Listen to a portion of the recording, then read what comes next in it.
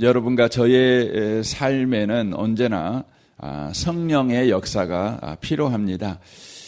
그리스도인이 그리스도인의 삶을 살아가는 데 있어 성령의 역사는 있어도 되고 없어도 되는 것이 아닙니다.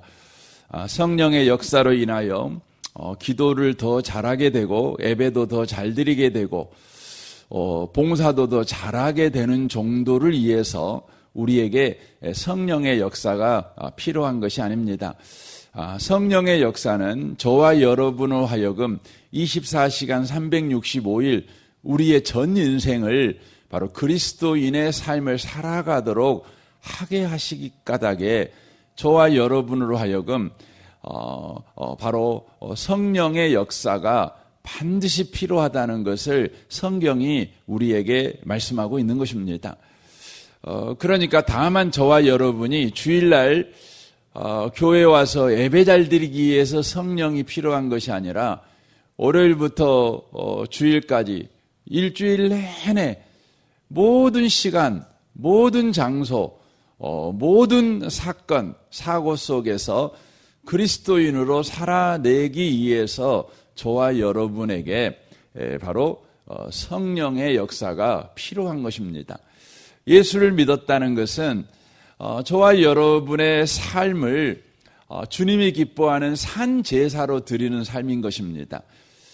우리가 산제사로 드리는 삶 이렇게 이야기를 할 때에 우리 가운데 드는 생각이 기도하고 살아야지, 예배하고 살아야지, 순종하고 살아야지 이렇게 생각을 합니다.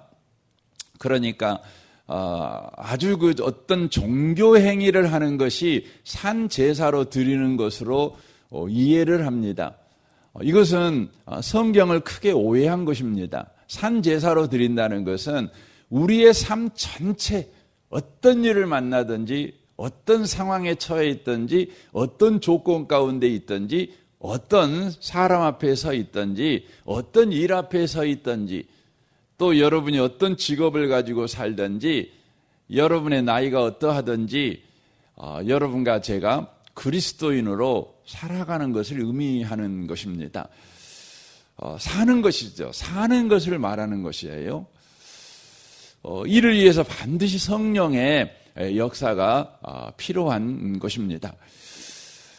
우리는 하나님 아버지의 사랑으로 인하여 그리스도인이 되었습니다.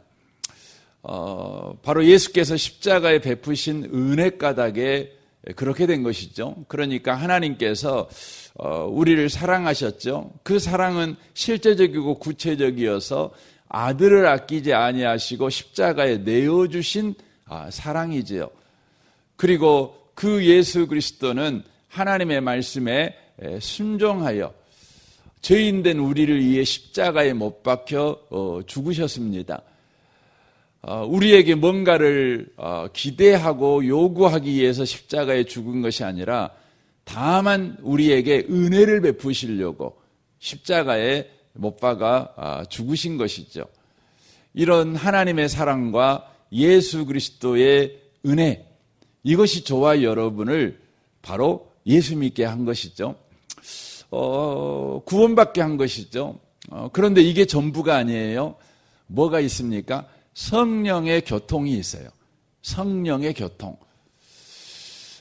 이게 굉장히 중요하죠. 그러니까 하나님의 사랑과 예수님의 은혜가 우리의 삶의 실제 은혜가 되고 사랑이 되게 하시는 일이 반드시 필요한데 그 일이 누구에 의해서 이루어지냐면 바로 성령에 의해서 이루어지는 것이죠. 그러니까 하나님이 우리를 아무리 사랑해도 성령의 역사가 없으면 우리 가운데 사랑이 실제 사랑되지 못하는 것입니다. 다만 하나님이 나를 사랑해, 이것은 성경책에 써 있는 하나의 이야기에 불과한 것입니다. 이 성경책에 써 있는 이야기가 내 삶에 들어오게 하는 것은 오직 성령의 교통으로만 가능한 것입니다. 성령의 역사로만 가능한 것입니다. 예수 그리스도가 우리 죄를 위해 십자가에 대신 매달리시고 죽으셨다. 또 3일 만에 부활하셨다. 우리의 구원을 완성하셨다. 예수 믿는 사람마다 구원받는다. 이렇게 성경책에 써져 있잖아요. 그런데 성령이 없으면 다만 이 성경책에 써져 있는 이야기에 불과해요. 성경책에 써져 있는 이런 일이 있었구나. 이거에 불과한 것입니다. 그러니까 과거 2000년에 중동에 있는 이스라엘이라는 나라 그 땅 가운데 일어난 아주 그 먼 나라의 역사에 불과한 거죠. 현재는 아닌 겁니다. 여러분 이순신 장군이 임진왜란 때 애적을 다 물리쳤어요. 그래서 이 조선을 구했다고요. 이건 역사죠. 사실이죠. 하지만 사실이지만 그 사실이 나에게 여러분 진리는 아니에요. 여러분 사실과 진리는 달라요. 사실이 진리는 아니에요. 여러분 진리라고 하는 건 뭐냐면 진리를 알지 진리가 너희를 자유케 하리라 이렇게 말해요. 그러니까 진리는 실제 우리의 삶에 역사해야 돼요. 우리의 삶에 실제 자유를 줘야 돼요. 생명을 줘야 돼요. 지금 일이 돼야 돼요. 지금 사건이 돼야 돼요. 이 일이 어떻게 일어날 수 있냐?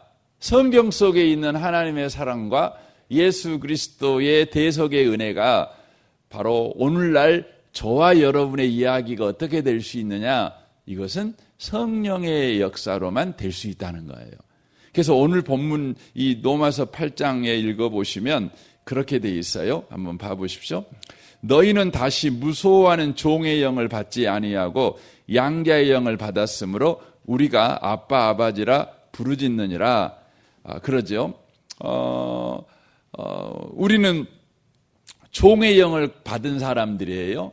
그래서 평생 죽음의 종 노릇을 하면서 죽음에 대한 두려움을 가지고 사는 거죠. 또 죄의 종이에요. 그래서 평생 동안 저와 여러분은 죄의 두려움을 가지고 살아요. 죄 짓지 말아야지. 혹은 무슨 일만 일어나면 내가 뭔 죄 지어서 이런 일 생길까? 내가 뭐 잘못했을까? 이런 늘 그 두려움에 우리는 붙잡혀서 살아가는 인생입니다. 우리는 죄와 이 죽음의 종의 노릇을 하며 평생 사는 거예요. 그리고 우리는 마귀의 종 노릇을 하는 것이죠. 그래서 마귀가 우리에게 욕망을 부추기는 유혹을 할 때 우리 가운데 그것에 넘어가지 않을 사람이 없어요. 그래서 불교도들은 그렇게 말을 하잖아요. 그 사람은 돈이 많으면 유혹에 넘어갈 수밖에 없으니까 어떻게 사는 것이 욕심 없이 사는 방법이죠. 불교가 가르쳐주는 건 뭐죠? 무소유예요. 무소유. 그냥 돈 없이 사는 거예요. 돈은 우리에게 유혹을 주는 거니까. 여러분 돈 때문에 안 넘어지는 사람이 없어요. 여러분과 제가 예수 믿지만 돈 때문에 안 불안한 사람이 없고 여러분 안 불만 없는 사람 없고 그렇죠. 안 넘어지는 사람이 없어요. 그것은 가난해도 그렇고 부자여도 그렇고 뭐 그래요. 뭐 잘 돼도 그렇고 안 돼도 그렇고 뭐 그럽니다. 그러니까 불교에서 가르쳐주는 건 아예 돈 자체가 없으면 된다. 없으면 사람이 유혹에 안 넘어간다. 이렇게 말을 해요. 근데 여러분 그 돈이 없다고 유혹에 안 넘어가나요? 여러분 안 그래요. 돈이 있어도 유혹에 넘어가지만 돈이 없어도 유혹에 넘어가는 거죠. 인생은 그래요. 그러니까 우리는 이 마귀의 유혹, 마귀에게 종로로 타는 인생을 우리는 평생 동안 사는 것입니다. 평생 동안 사는 것입니다. 이렇게 죄의 사망의 마귀의 종로로 타고 살아가는 우리가 놀라운 변화가 일어났죠. 그건 뭐냐면 하나님을 아버지라고 부르는 겁니다. 하나님의 자녀가 된 겁니다. 그럼 어떻게 하나님의 자녀가 된 것입니까? 하나님 어떻게 아버지라고 부르게 되었습니까? 여기 이제 보시면 성령이 친히 우리 영과 더불어 우리가 하나님의 자녀인 것을 증언하시나니 자녀이면 또한 상속자 곧 하나님의 상속자요 그리스도와 함께한 상속자니라고 돼 있어요.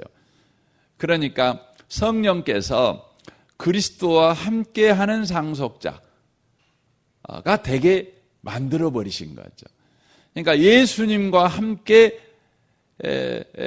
바로 그 영광에 참여하는 사람, 예수님을 소유한 사람, 아니 예수님께 속한 사람이 되게 만들어 버린 겁니다. 이게 성령이 하시는 일이잖아요. 이게 성령이에요, 성령.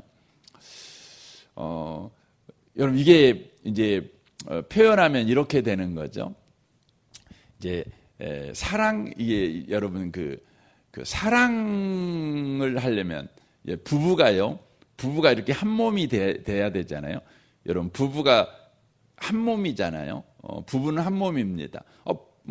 둘이 묶어갖고 사니까 한 몸이 된 건 아니죠. 둘이 따로 살아요. 이렇게. 그래도 한 몸입니다. 그렇죠? 어떻게 한 몸입니까? 한 몸이 되려면 반드시 세 가지가 필요해요. 세 가지가. 이 조건이 필요한 겁니다. 가장 먼저는요, 사랑하는 사람이 필요해요. 그리고 두 번째, 사랑받는 사람이 필요해요. 세 번째, 뭐가 필요할까요? 사랑이 필요해요. 그러니까, 사랑하는 사람이 필요하고, 사랑받는 사람이 필요한데, 거기에 사랑이 필요해요. 사랑이. 남편이 아내를 사랑하죠. 아내가 남편의 사랑을 받지요. 뭘 받아요? 사랑을 받지요. 그러면 무슨 일이 벌어지죠? 한 몸이 돼요. 여러분 성부, 성자, 성령은 이것을 보여주거든요. 이 어거스틴이라고 하는 아주 유명한 신학자가 삼위일체, 어떻게 삼위 하나님이 일체가 될 수 있는가, 한 몸이 될 수 있는가, 이것을 이렇게 설명을 해요. 설명을 할 때 이렇게 설명해요. 어떻게 하나가 될 수 있느냐? 그러면 사랑하시는 하나님이 계시고, 사랑받는 하나님이 계시고, 사랑 자체이신 하나님이 계셔요. 예. 그럼 여러분 사랑 주는 하나님은 누굴까요? 예수님이 세례받을 때 그랬잖아요. 이는 내 사랑하는 아들이요. 그랬어요. 내 기뻐하는 자라 그랬어요. 그러니까 사랑 주는 분은 누구셔요? 아버지 하나님. 그렇죠? 성부 하나님. 그럼 사랑받는 하나님은 누구시죠? 예수님. 그러면 사랑은 뭐죠? 성령님이셔요. 사랑은 성령님이셔요. 그러니까 하나님은 예수님을 사랑하셔요. 근데 성령님은 사랑 그 자체예요. 그러니까 성부, 성자, 성령이 한 몸이 되는 거죠. 이제 우리에게 이걸 적용해 보게요. 우리에게 적용하면 하나님은 우리를 사랑하셔요. 그렇죠? 우리를 사랑하셔요. 근데 하나님의 사랑받는 자가 예수님인데 어떤 일이 벌어졌냐면 하나님이 우리에게 사랑을 주니까 바로 사랑을 우리가 받게 됐지요. 그러니까 예수님과 똑같은 상속자가 된 거예요, 우리가. 그래서 어떤 일이 벌어지게 되냐면 하나님하고 바로 예수님과 성령이 하나이듯이 바로 하나님하고 성령님하고 예수 안에 있는 우리가 하나가 된 거예요. 그래서 우리는 하나님의 상속자가 된 거죠. 예수 그리스도와 같은 상속자. 그래서 17절에 보면 그렇게 되어 있어요.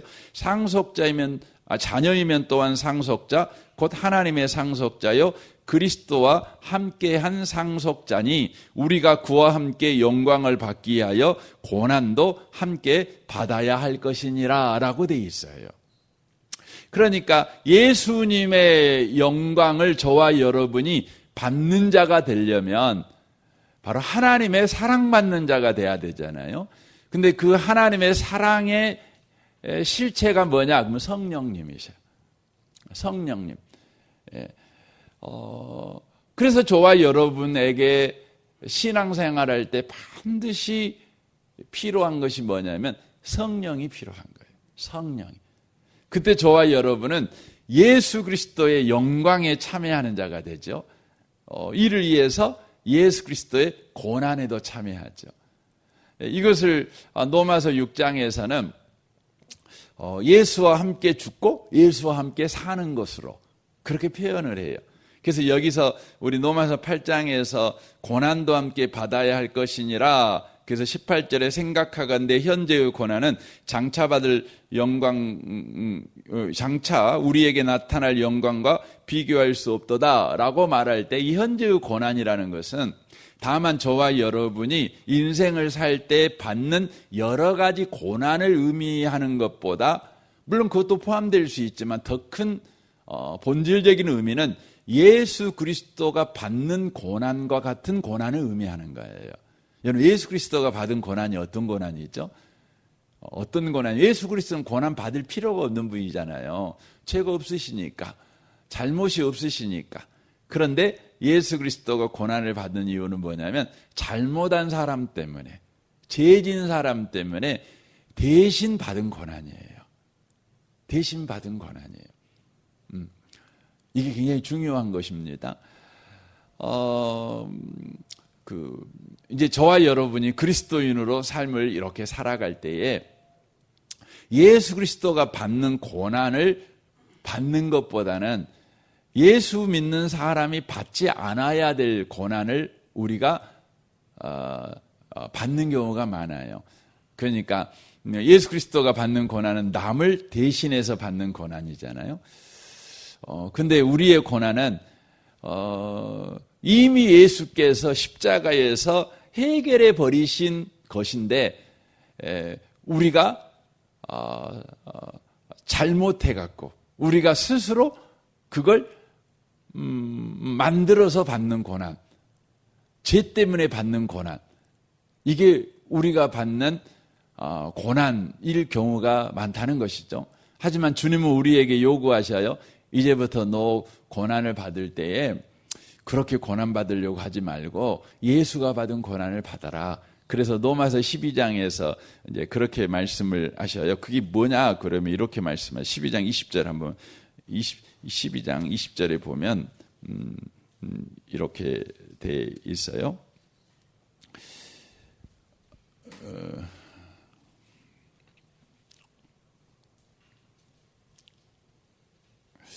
20절에 보면 내 온수가 줄이거든 먹이고 목마르거든 마시게 하라. 그리함으로 네가 숯불을 그 머리에 쌓아놓으리라. 악에게 지지 말고 선으로 악을 이겨라. 이렇게 돼 있어요. 악에게 지지 말고 선으로 악을 이겨라. 이렇게 돼 있다고요. 이게 이제 고난받는 거죠. 그러니까 악에게 지지 말래요. 악을 지지 말라는 말은 악을 없애버려라, 이 말이 아니에요. 악을 없애버려라, 이 말이 아니에요. 우리는 보통 왜 고난을 받냐면 성경이 우리에게 요구하는 고난이 아니라 우리 스스로가 받는 고난, 만들어낸 고난이죠. 왜 그러냐면 악을 없애버리려고 하니까. 악을 없애버리려고 해요. 어저께 어떤 분이 노래를 이렇게, 에녹인가? 내가 TV 잠깐 봤는데, 에녹이라는 사람이 이제 노래를 그렇게 하는데, 이제 뮤지컬에 있는 한 장면을 노래하더라고요. 근데 거기 노래 가사 제가 정확하게 전달을 못 하겠는데, 악을 물리치는 정의를 부르짖는 이제 사람이 되자. 이런 노래예요. 그래서 이 악이 난무하는 세상에 정의를 부르짖어 내가 부르짖는 자 내가 신이다, 이렇게 이제 노래가 끝나요. 이제 그거 내가 보면 섬뜩했어요. 섬뜩했어요. 이름이 에녹인데 왜 저런 노래를 부르짖나 그런 생각을 했어요. 여러분, 그건 세상이 부르짖는 거예요. 세상이 하는 방식이죠. 왜냐하면 악을 없애면 선이 생긴다고 생각해요. 여러분, 그렇잖아요. 악을 없애면 선이 생기는 것이 아니라 공이 생겨요. 빈 공간이 생겨요. 빈 공간. 그래서 누가복음 11장이죠. 12장인가?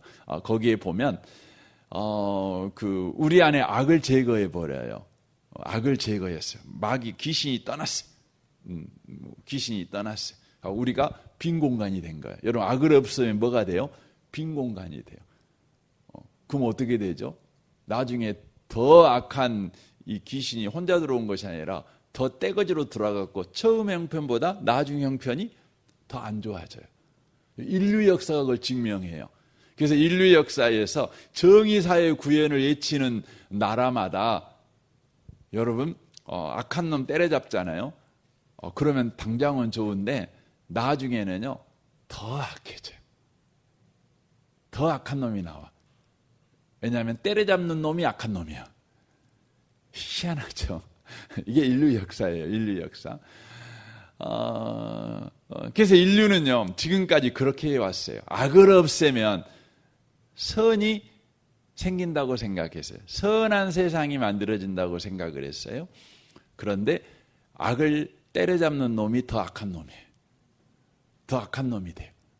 그래서 세상이 더 지옥이 되는 거예요. 지옥이 되는 거죠. 그러면 그리스도인은 어떻게 살아야 돼요? 선으로 악을 이겨야 돼요. 예. 여러분, 악은 뭘까요? 악은 여러분 선과 대등한 힘을 가지고 있을까요? 그렇지 않습니다. 악은요 선의 부재예요. 선이 없으니까 악이 생기는 거예요. 선의 애곡이 뭐냐면 악이에요. 그러니까 선이 선대로 못 사니까 악이 되는 거예요. 그러니까 선과 악은 서로 동등한 힘을 가진 이원론적 관점에서 악신, 선신, 이런 신천지에서 그걸 가르쳐요. 악신, 선신, 이게 싸우는 거예요. 세상은 안 그래요. 여러분, 악은 힘이 없어요, 원래. 왜 힘이 있냐? 그러면 선이 없으니까. 여러분, 어둠이 왜 힘을 씁니까? 어두움은요, 빛이 없으니까 힘을 쓰는 거예요. 그러면 여러분, 어두움을 몰아내는 방법은 뭐죠? 어두움을 몰아내려 선풍기를 막 하면 어둠이 날아갑니까? 안 그래요. 어둠을 몰아내는 방법 아주 간단해요. 빛을 비치면 되는 거예요. 그러니까 악한 세상에서 여러분 그리스도인이 살아가는 방법은 악을 없애버리는 것이 아니에요. 어떻게 사는 거예요? 저와 여러분이요 선을 행하는 거예요. 예수님처럼. 예수님은 어떻게 세상의 악을 없애죠? 악한 자들의 죄를 대신 짊어지고 선을 행하는 거예요. 십자가에 죽는 거예요. 여러분 생각해보면 세상 그런 미련한 짓이 어디가 있어요? 나쁜 놈이 벌 받아야지. 왜 나쁜 놈의 벌을 왜 우리가 짊어져야 돼요? 왜 짊어져야 돼요? 왜 못난 놈의 짐을 우리가 짊어져야 돼요? 못난 놈이 짊어져야지. 여러분 약한 사람의 짐을 왜 강한 사람이 짊어져야 돼요? 약한 사람이 짊어져야지. 그러잖아요. 여러분 세상은 그래요. 세상은 그래요. 근데 여러분 세상에서 딱 한 곳, 여러분 못난 사람의 짐을 짊어지는 곳이 있어요. 예? 어디예요? 가정이에요, 가정. 여러분 부모님들은요 못난 자식이 못났잖아요. 옆집 유리창 깨고 오잖아요. 그럼 어떻게 해요? 네가 감내라, 네가 물어줘 이렇게 안 해요. 부모가 책임져요. 그러면서 너는 어디 안 다쳤냐? 그래요. 혼은 내지만 책임은 묻지는 않아요. 혼은 내야죠. 혼줄은 내야죠. 하지만 책임을 묻지는 않아요. 뭔 이야기가 여기까지 왔는지 모르겠지만 여러분 오늘 꼭 기억하시면 좋겠어요. 우리에게는 성령의 충만이 필요해요. 성령 없으면 하나님의 사랑도 예수님의 은혜도 그냥 성경책에 써 있는 거예요. 아주 훌륭한 하나님이시네, 아주 훌륭한 예수님이시네, 아유 좀 본받고 살아야 되겠네, 이렇게만 생각해요. 근데 성령 임하면 하나님 사랑이 내 것이 돼요. 예수의 은혜가 내 은혜가 돼요. 오늘도 여러분 그런 기통찬 하루를 사시기를 주님의 이름으로 축원합니다. 아멘. 우리 같이 기도하겠습니다.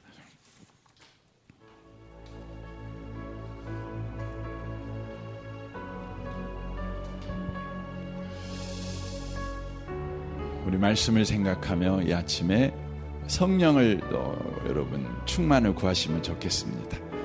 주여, 오늘 또 성령을 의지합니다. 성령을 사모합니다. 성령을 사랑합니다. 성령이여, 오늘 또 충만하게 나를 다스리시옵소서. 내 입을 다스리시고, 내 눈을 다스리시고, 내 귀를 다스리시고, 내 머리를 다스리시고, 성령이여, 하나님의 것으로 내 입이 드러나게 하시고, 내 귀가 하나님의 것으로 붙잡히게 하십시오. 하나님의 사랑과 예수의 은혜로 오늘도 내가 붙잡힌 바 된 하루가 되게 하옵소서. 이를 위해 기도하십시오. 여러분 가정을 위해, 자녀를 위해, 또 부모를 위해, 또 배우자를 위해서, 일가 친지를 위해서, 여러분 주변 사람을 위해서, 또 직장생활과 또 우리 성도들을 위해서 또 중보해 주십시오.